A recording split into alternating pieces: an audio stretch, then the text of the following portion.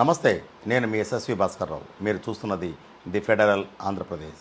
దేశంలో స్టాంపుల రిజిస్ట్రేషన్, భూముల క్రయ విక్రయాల వ్యవహారం ఎలా సాగింది అనేది ఒకసారి మనం పరిశీలిస్తే దీనికి ఒక సుదీర్ఘ చరిత్ర ఉంది. అంటే వందల సంవత్సరాల కిందటే ట్యాంపరింగ్కు పాల్పడుతున్న వ్యవహారాన్ని చక్కదిద్దడానికి అనేక సంస్కరణలు తీసుకొచ్చారు. ఆ క్రమంలోనే ప్రస్తుతం రాష్ట్ర ప్రభుత్వం కూడా అదే బాటలో ప్రయాణిస్తున్నదని, అయితే పబ్లిక్ ప్రైవేట్ పార్ట్నర్షిప్ తీసుకురావడం వల్ల ఆస్తుల భద్రతకు అలాగే రికార్డుల గోప్యతకు ప్రమాదం పొంచి ఉందనేది దస్తావేజు లేఖర్లు వ్యక్తం చేస్తున్న ఆందోళన. ఈ వివరాలు పరిశీలించే ముందు రిజిస్ట్రార్ కార్యాలయానికి సంబంధించి చోటు చేసుకున్న పూర్వ పరిస్థితి ఏమిటో ఒకసారి పరిశీలిద్దాం.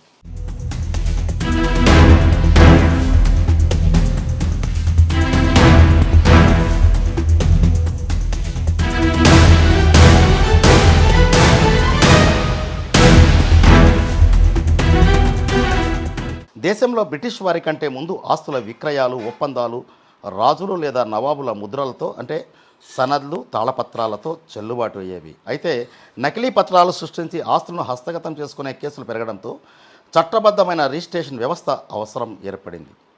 బ్రిటిష్ పాలన హస్తగతం చేసుకున్నాక అంటే 18-19 శతాబ్దాల మధ్య ఈస్ట్ ఇండియా కంపెనీ పాలనలో వ్యాపారం, భూముల క్రయ విక్రయాలు విస్తరించడంతో పక్కా రికార్డు నిర్వహించడానికి బ్రిటిష్ ప్రభుత్వం చట్టాలను రూపొందించింది.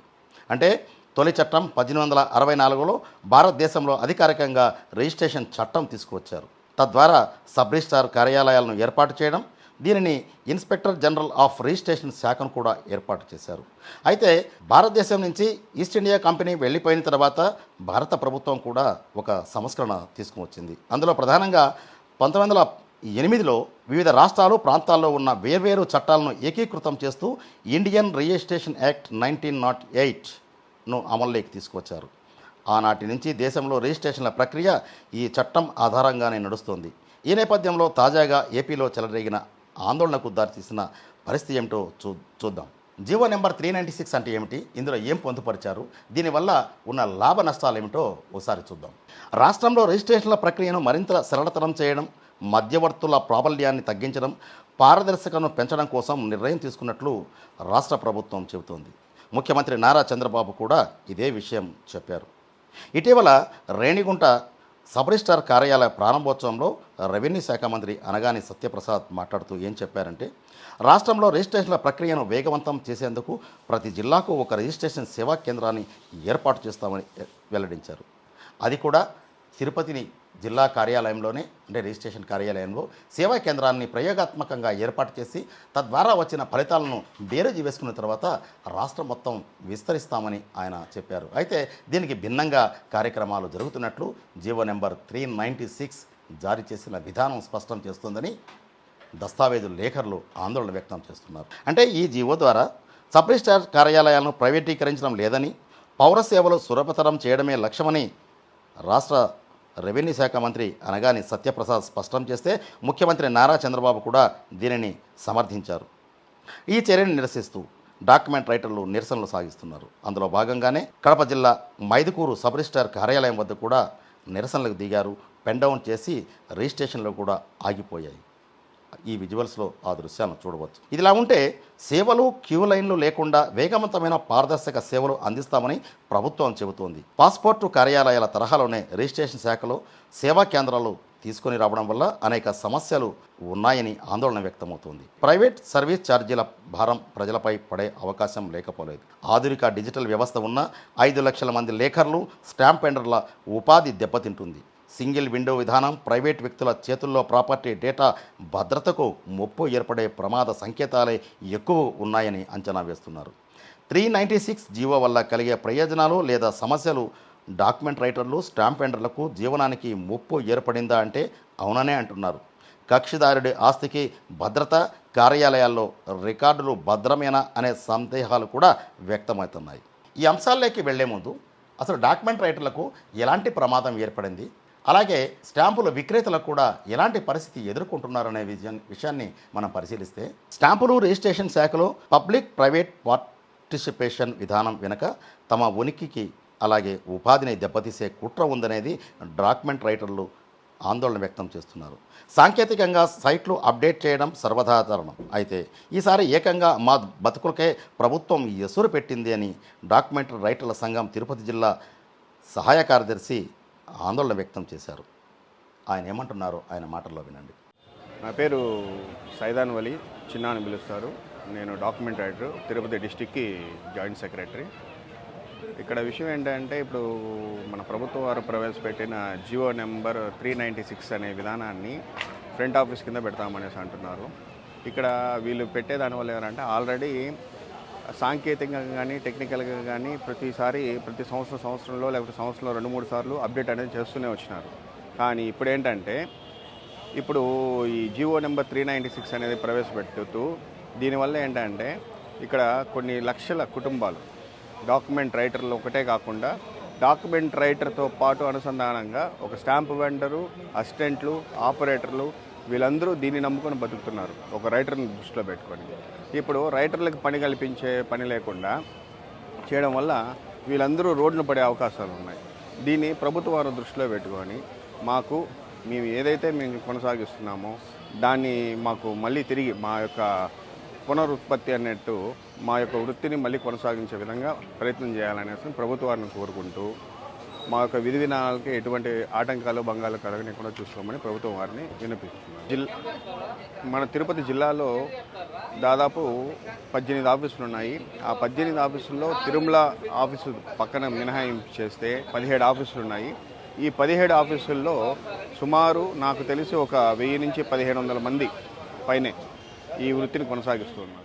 జిల్లాలో 18 సబ్ రిజిస్ట్రార్ కార్యాలయాలు ఉంటే తిరుమల మినహా జిల్లాలోని 17 కార్యాలయాల పరిధిలో రోజుకు 1000కి పైగానే జరిగే రిజిస్ట్రేషన్ల ద్వారా దాదాపు 5 నుంచి 10 కోట్ల రూపాయల ప్రభుత్వానికి ఆదాయం ఉందని, ఈ ప్రక్రియ సాగించే వేలాది మంది రైటర్ల జీవన భృతి పోతుందని దాన్ వలి ఆవేదన వ్యక్తం చేశారు. తిరుపతి జిల్లా మొత్తం చూసుకుంటే సుమారు రోజుకి ఒక 1000 నుంచి 900 నుంచి 1000 డాక్యుమెంట్లు అనేది రిజిస్ట్రేషన్ జరుగుతాయి. సుమారు నాకు తెలిసి జిల్లా మొత్తం వ్యాప్తంగా ఒక 5 నుంచి 10 కోట్ల రూపాయల వరకు రెవెన్యూ వచ్చే అవకాశం ఉంది. ఈ ఫ్రంట్ ఆఫీస్ పెట్టడం వల్ల ఏమవుతుందంటే, జిల్లా మొత్తానికి ఒక ఆఫీస్ పెడతామంటున్నారు.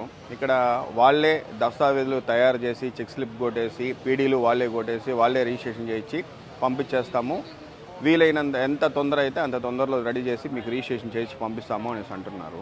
ఇప్పుడు మేము చేసేది కూడా అదే పనే కదా. మేము ఒక డాక్యుమెంట్ రైటర్గా మేము ఆ డాక్యుమెంట్ని పరిశీలించి దాని యొక్క లోటుపాట్లు ఏమైనా ఉన్నాయా లేవా అని చూసుకొని ప్రతి ఒక్కటి క్షుణ్ణంగా మేము పరిశీలించి మా దగ్గరకు వచ్చే కస్టమర్కి మేము సంపూర్ణంగా పూర్తి విశ్వాసంతో వాళ్ళకి మేము డాక్యుమెంట్ని దగ్గరుండి చలానాలు అన్నీ కట్టించి డాక్యుమెంట్ ప్రిపేర్ చేయించి పీడీలతో సహా చలానాలతో సహా అన్నీ మేమే తయారు చేసి మేము డాక్యుమెంట్ సబ్మిట్ చేసి రిజిస్ట్రేషన్ చేయించి వాళ్ళ యొక్క డాక్యుమెంట్ని వాళ్ళకి చేతిలో మేము ఇచ్చేంతవరకు పూర్తి బాధ్యత మేమే తీసుకుంటున్నాం. దస్తావేజు లేఖర్ల వాదన ఇది. ఎంతమందిపై దీని ప్రభావం ఉంటుందనే విషయాన్ని ఒకసారి మనం చూస్తే, రాష్ట్రంలో 296 సబ్ రిజిస్ట్రార్ కార్యాలయాలు ఉన్నాయి. వీటిపై ఆధారపడి సుమారు 5 లక్షల మంది డాక్యుమెంట్ రైటర్లు, స్టాంప్ వెండర్లు, కంప్యూటర్ ఆపరేటర్లు, సహాయకులు జీవనం సాగిస్తున్నారు. వీరి వల్ల కక్షిదారులకు సేవలు అందించడమే కాకుండా సబ్ రిజిస్ట్రార్ కార్యాలయాల్లో అవసరమైన లాంఛనాలు పూర్తి చేయడంలో వీరు కీలక పాత్ర వహిస్తున్నారు. అయితే వీరి ఉపాధికి ఎలాంటి ముప్పు ఏర్పడిందని చూస్తే, సేవా కేంద్రాల ద్వారా దస్తావేజులు తయారీ, డేటా ఎంట్రీ బాధ్యతలను ప్రైవేట్ ఏజెన్సీలకు లేదా కార్పొరేట్ సంస్థలకు అప్పగిస్తే దశాబ్దాలుగా ఈ వృత్తిపైనే ఆధారపడిన లేఖరులు, స్టాంప్ వెండర్లు పూర్తిగా ఉపాధి కోల్పోయే ప్రమాదం ఉందని సీనియర్ డాక్యుమెంట్ రైటర్ వజ్రాల దామోదర్ ఆందోళన వ్యక్తం చేశారు. మాన్యువల్ రూపంలో అస్యూరెన్స్ అనే పదాన్ని తీయేసినారు. మాన్యువల్ రూపంలో ఉన్న అస్యూరెన్స్ అనే పదాన్ని ఇప్పుడు తీయేశారు. ఎందుకంటే డిజిటలైజేషన్ ఉంది కాబట్టి అస్యూరెన్స్ అంతా మీకు కంప్యూటర్లో నిక్షిప్తమై ఉందనేసి ప్రభుత్వం వారు చెప్తారు. ప్రజలు కూడా నమ్మే విధంగా వాళ్ళు ఏర్పాటు చేస్తున్నారు. కానీ ఆ యొక్క ఆస్తుల భద్రత అనేది సిస్టంలో అంత నిక్షిప్తంగా భద్రంగా వాళ్ళ వంశపారంపర్యం ఉండగలదా అనేది ఖచ్చితమైన అనుమానం ఉంది. ఆ అనుమానాన్ని నివృత్తి చేయాల్సిన బాధ్యత కూడా ప్రభుత్వం మీద ఉంది. దానికి సంబంధించి వాళ్ళు న్యాయ సలహా తీసుకొని చాలా లోతుగా అధ్యయనం చేసి దీని మీద ఒక కంక్లూజన్కి రావాల్సిన అవసరం కూడా ఉంది.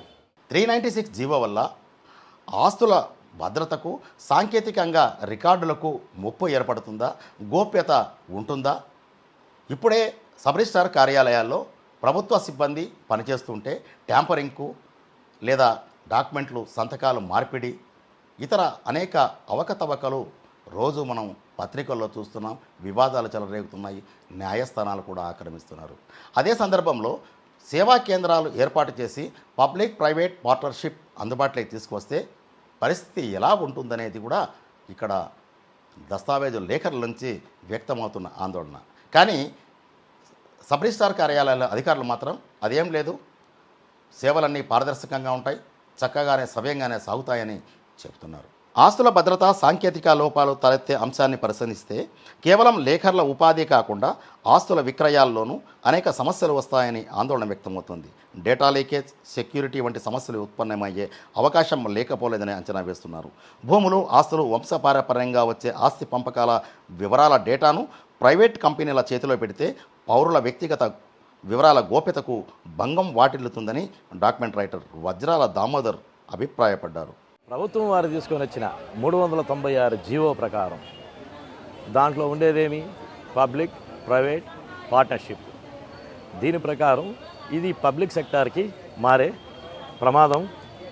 ప్రమాదం వల్ల మా యొక్క దస్తావేజు లేఖల కుటుంబాలన్నీ వీధిన పడే ఆస్కారం ఉంది. ఇందులో ముఖ్యంగా ఈ పబ్లిక్ ప్రైవేటు భాగస్వామ్యం వల్ల ప్రైవేటు సెక్టార్కి దీన్ని అనుసంధానం చేసేదాని వలన రిజిస్ట్రేషన్ డిపార్ట్మెంట్ని ప్రజల ఆస్తులకు సంబంధించి ఎట్టి పరిస్థితుల్లోనూ పూర్తి భరోసా అనేది ఉండదనేది ఒక దస్తావేజు లేఖరులుగా మాకు తెలుసు.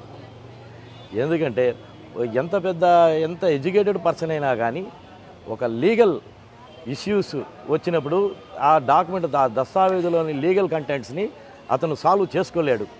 అటువంటి వాటిని చాలా క్లిష్టమైన లీగల్ కంటెంట్స్ కూడా మేము సాల్వ్ చేసి వాళ్ళకి ఆ ఎడ్యుకేటెడ్ పర్సన్స్ కూడా మేము క్లియర్ చేసి నీట్గా డాక్యుమెంట్ దస్తావేజు ప్రిపేర్ చేసి అన్ని రకాలుగా వాళ్ళ ఉత్తరోత్తర వంశపారంపర్యం ఎలాంటి ఇబ్బందులు లేకుండా మా యొక్క సొంత పనిలాగా చేసి వాళ్ళకి క్లియర్ చేసి పంపించగలం.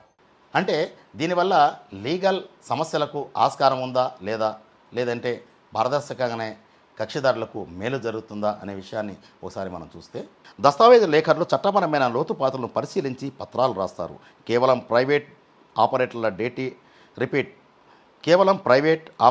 డేటీ ఎంట్రీ వల్ల భవిష్యత్తులో లీగల్ చిక్కులు, ఆస్తి వివాదాలు, రిజిస్ట్రేషన్ గందరగోళాలు పెరిగే ప్రమాదం లేకపోలేదని కూడా ఆందోళన వ్యక్తమవుతుంది. దీనిపై సీనియర్ డాక్యుమెంట్ రైటర్ వజ్రాల దామోదర్ ఏమంటున్నారో ఆయన మాటల్లో వినండి. అంతకుముందుగా మాన్యువల్ సిస్టమ్ ఉండేటప్పుడు అస్యూరెన్స్ అనేది ఒక పదం ఉంది. Registration department only registration department కాదు, రిజిస్ట్రేషన్ అండ్ అస్యూరెన్స్ డిపార్ట్మెంట్ అనేది దీనికి వాస్తవమైన పేరు. ఇది దాంట్లో ఈ మధ్యకాలంలో ఈ అస్యూరెన్స్ అనే పదాన్ని మాన్యువల్ రూపంలో అస్యూరెన్స్ అనే పదాన్ని తీసేసినారు. మాన్యువల్ రూపంలో ఉన్న అస్యూరెన్స్ అనే పదాన్ని ఇప్పుడు తీసేశారు. ఎందుకంటే డిజిటలైజేషన్ ఉంది కాబట్టి అస్యూరెన్స్ అంతా మీకు కంప్యూటర్లో నిక్షిప్తమై ఉందనేసి ప్రభుత్వం వారు చెప్తారు. ప్రజలు కూడా నమ్మే విధంగా వాళ్ళు ఏర్పాటు చేస్తున్నారు. కానీ ఆ యొక్క ఆస్తుల భద్రత అనేది సిస్టంలో అంత నిక్షిప్తంగా భద్రంగా వాళ్ళ వంశపారంపర్యం ఉండగలదా అనేది ఖచ్చితమైన అనుమానం ఉంది. ఆ అనుమానాన్ని నివృత్తి చేయాల్సిన బాధ్యత కూడా ప్రభుత్వం మీద ఉంది. రిజిస్ట్రేషన్ శాఖలో ప్రైవేటు వ్యక్తులను చొప్పించడం అంటే ఖచ్చితంగా అక్రమాలకు తెరదీయడమే అని వైసీపీ బలంగా వాదన వినిపిస్తోంది. భూ యజమానులకు భద్రత, రికార్డుల గోప్యత దేవుడెరుకు, ట్యాంపరింగ్ చేయడానికి, తారుమారు చేసేందుకు కూడా తెరతీయడమే అని వైసీపీ అధికార ప్రతినిధి ఉత్తా శివశంకర్ రెడ్డి ఆరోపించారు. ప్రభుత్వ ఆధీనంలో రిజిస్ట్రేషన్ శాఖ ఉండి వాళ్ళు చేస్తేనే ఏది అందులో ప్రధానమైనటువంటి డాక్యుమెంట్ ప్రిపరేషన్ అయితేనేమి, అదేవిధంగా డేటా ఎంట్రీ, మార్కెట్ వాల్యుయేషను, అదేవిధంగా ఈ ప్రొహిబిటెడ్ అంటే నిషేధితటువంటి భూముల వివరాలు, అదేవిధంగా లింక్ డాక్యుమెంట్లు అది ఇన్ని చెక్ చేయడం కావచ్చు, స్టాంప్ డ్యూటీ కలెక్షన్ కావచ్చు, ఈసీ డాక్యుమెంట్ వెరిఫికేషన్ కావచ్చు, ఇన్ని ప్రధానమైనటువంటి అంశాలను ప్రభుత్వ శాఖ ట్రైనింగ్ తీసుకొని బాధ్యత కలిగినటువంటి అధికారులతో రిజిస్ట్రేషన్లో శాఖలో చేస్తా ఉన్నారు. ఇవన్నీ కూడా ప్రైవేట్ వ్యక్తులకు కట్టబెడితే ఏంటి అసలు? డేటా పరంగా కావచ్చు, అదేవిధంగా డేటా సెక్యూరిటీ ఉంటుందా? తర్వాత ఆ యొక్క భూములు ఇంత జరుగుతున్నా ప్రభుత్వంలోనే నిత్యం చూస్తూ ఉంటాం, పేపర్లలో కానీ టీవీల్లో కావచ్చు, ఈ భూమి కబ్జా చేశారు, ఆ భూమి కబ్జా చేశారు. ఏది ప్రభుత్వమే సంరక్షణగా ఉంటూ భద్రత వహించేటువంటి ఈ యొక్క దశలోనే నిత్యం చూస్తూ ఉంటాం. తిరుపతి కావచ్చు, విశాఖపట్నం కావచ్చు, విజయవాడ కావచ్చు, ఈ యొక్క భూ బకాసురులందరూ బట్టి కబ్జాలు చేసేటువంటిది. ఇక ప్రైవేట్ చేతుల్లోకి వస్తే ఎవరు బాధ్యత తీసుకుంటారు? అలాగే వైఎస్ఆర్సీపీతో పాటు ప్రతిపక్షాలు కూడా విమర్శలు సంధిస్తున్నాయి. ఈ వ్యవహారంపై వైఎస్ఆర్సీపీ తీవ్రస్థాయిలో ధ్వజమెత్తింది. వైసీపీ అధికార ప్రతినిధి పుత్తా శివశంకర్రెడ్డి ప్రొద్దుటూరులో నిరసన తెలుపుతున్న లేఖర్లకు మద్దతు తెలిపారు. ఈ జీవో 396 ద్వారా కీలకమైన పరిపాలనా విధులు, ల్యాండ్ రికార్డులను కార్పొరేట్ సంస్థలకు, కూటమి అనుకూల వర్గాలకు కట్టబెట్టేందుకే ప్రభుత్వం కుట్ర చేస్తోందని కూడా శివశంకర్రెడ్డి ఆరోపించారు. తక్షణమే జీవో 396 ఉపసంహరించుకోవాలని కూడా ఆయన డిమాండ్ చేశారు. ఇదే కాదు, ఒక భూమి రిజిస్ట్రేషన్ కామన్ మ్యాన్ అమాయక ప్రజలు ఎవరైనా వెళ్ళేసి ఒక చిన్న స్థలం కొన్నా, భూమి కొన్నా, అమ్మాలన్నా కూడా వెళ్తే ఏం చూస్తారు? ఆ భూమి వివాదాల్లో ఉందా? ఆ భూమిలో ఏదన్నా లోన్లు ఏమన్నా ఉన్నాయా? ఆ భూమి హద్దులేంటి, హల్లులేంటి, దానికి సంబంధించిన లింక్ డాక్యుమెంట్లు అన్ని కూడా చూసేసి వెరిఫై చేసేసి చేస్తారు కదా.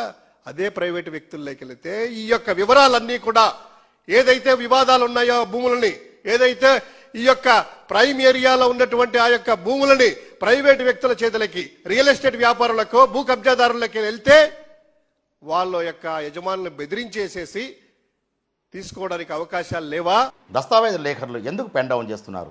వారి అభిప్రాయం ఏంటి? వారు ఏమంటున్నారు?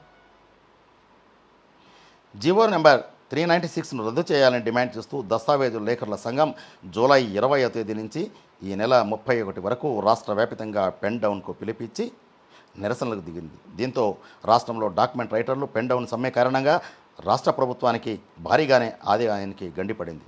అంటే రిజిస్ట్రేషన్లు జరగకపోవడం వల్ల ఈ పరిస్థితి తలెత్తింది. కక్షిదారులు కూడా తీవ్రంగా ఇబ్బంది పడుతున్న నేపథ్యంలో వారికి అవసరమైన పనులు చేయడంలో రిజిస్ట్రేషన్ శాఖలోని అధికారులు, సిబ్బంది తలమునకలవుతున్నారు. ఇదిలా ఉంటే స్వయం ఉపాధి పథకం ద్వారానే మాకు పరీక్ష నిర్వహించిన తర్వాత డాక్యుమెంట్ లైసెన్స్ ఇచ్చారు. ప్రభుత్వం ఆలోచన కొత్త జీవో వల్ల 1,00,000 మంది డాక్యుమెంట్ రైటర్ల కుటుంబాలు రోడ్డున పడతాయని వజ్రాల దామోదర్ ఆందోళన వ్యక్తం చేశారు. ఇక్కడ వాస్తవం ఏమంటే, ఈ యొక్క ప్రైవేటు పార్ట్నర్షిప్ వల్ల మా యొక్క లక్షలాది, రాష్ట్ర వ్యాప్తంగా గల లక్షలాది కుటుంబాలు వీధిన పడే అవకాశం ఉంది. నెక్స్ట్ మేము ఇచ్చినంత సర్వీసు అసలు రావడం, నేమ్స్ ప్రిపేర్ చేయడం, ఫిలప్ చేయడం, రిజిస్ట్రేషన్ చేయడం, పంపించడం, వాళ్ళ సలహాలు తీర్చే శక్తి సామర్థ్యాలు వాళ్ళకి ఉండవు.